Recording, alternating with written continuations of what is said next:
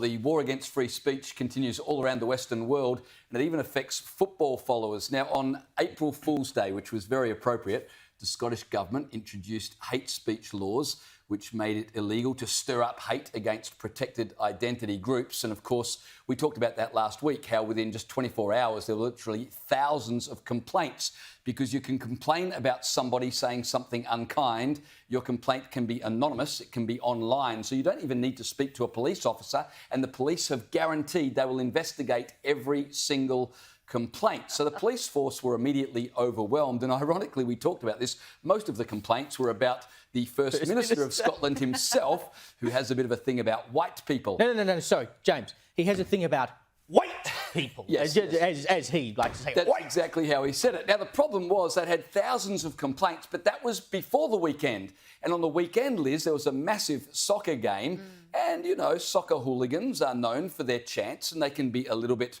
racial at times. And this was the comedy of these laws, is that lawyers were warning and police confirmed that not only could people at the stadium complain about hate speech from other supporters, but get this, people watching the game in the comfort of their lounge room at home, listening to the chants on TV, they could ring up police and they could report a hate crime coming through the television set into their lounge room.